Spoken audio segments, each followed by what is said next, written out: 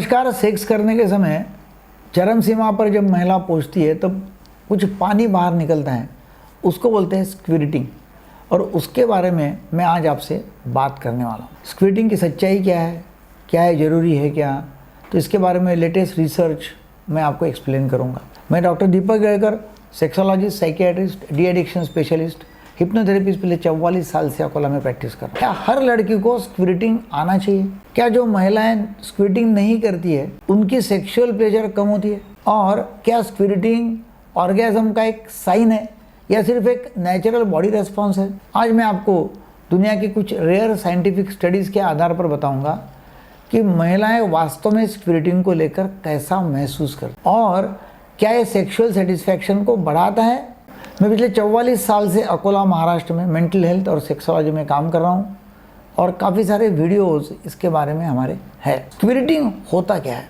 स्क्विर्टिंग का मतलब है कि महिला की यूरेथ्रा मतलब पी ट्यूब जो है, तो यूरेथ्रा से सेक्सुअल अराउजल या ऑर्गेज़म जो चरम सीमा पर जब पहुँचती है उस समय निकलने वाला एक क्लियर फ्लूइड है। और ये फ्लूइड आता कहाँ से? ये फ्लूइड आता है स्केनीज ग्लैंड से, और ये ग्लैंड्स यूरेथ्रा के आसपास होती है। पेशाब की जो नली है ना उसके आसपास होती है। ये वही ग्लैंड है जो पुरुषों में प्रोस्टेट की तरह डेवलप होती है। अब जब चरम सीमा पे स्त्री पहुंचती है तो स्केनीज ग्लैंड्स जो है वो फ्लूइड से भर जाती है और ऑर्गेज़म के समय पेल्विक फ्लोर मसल्स को कॉम्प्रेस करती है, दबा देती है। जब स्केनीज ग्लैंड दब जाता है तो फ्लूइड बाहर आ जाता है। ये जो क्लियर फ्लूइड है इसमें पीएसए एंजाइम मिलता है जो पुरुष प्रोस्टेट फ्लूइड में भी होता है। तो इसमें dilute urine plus Skene's gland secretion दोनों भी मिल सकते हैं। अब हम देखेंगे स्क्विर्टिंग versus female ejaculation.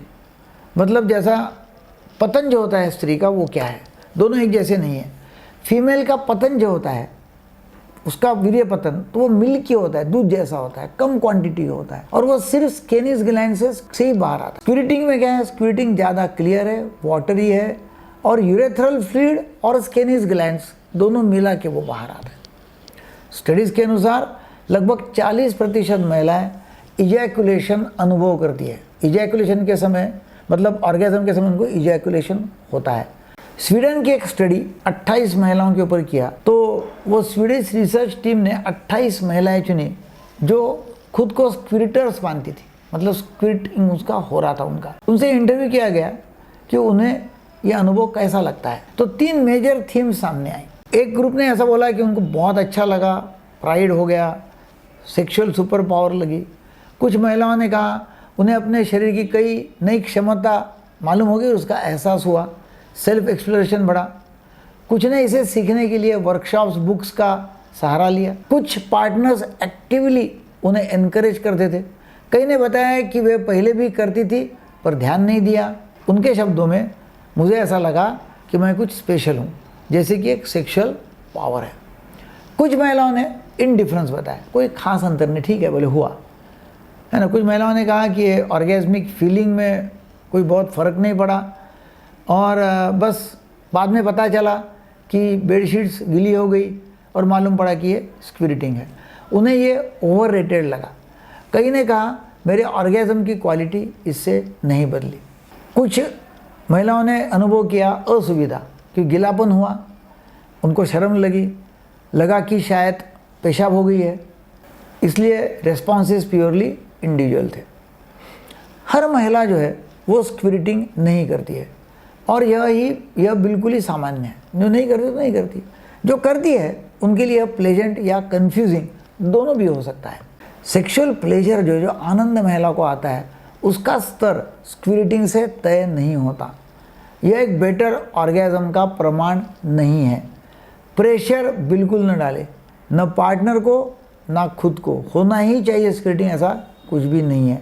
Sexual satisfaction जो है वो कंफर्ट, कम्युनिकेशन मतलब संवाद और कनेक्शन मतलब जुड़ना, उससे आता है। स्क्विर्टिंग जो है एक नेचुरल वेरिएशन है। सेक्सुअलिटी एक बड़ा स्पेक्ट्रम है। हर शरीर जो है वो अलग अलग प्रतिक्रिया देता है। महिला स्क्विर्टिंग करे या ना करे इससे उसकी सेक्सुअल एबिलिटी, प्लेजर या वैल्यू में कोई फ़र्क पड़ता नहीं है। अगर आप या आपका पार्टनर सेक्सुअल कन्फ्यूजन, मिथ्स या परफॉर्मेंस प्रेशर से जूझ रहा है तो याद रखें सही जानकारी सबसे बड़ी हीलिंग है। मैं हूं डॉक्टर दीपक केड़कर, सेक्सोलॉजी साइकियाट्रिस्ट, और हमारे यहाँ काफ़ी लोग ऑनलाइन सेक्स एजुकेशन लेते हैं और जानकारी लेकर अपने अपने प्रॉब्लम से ठीक हो जाते हैं। वीडियो को लाइक करें, शेयर करें, सब्सक्राइब करें।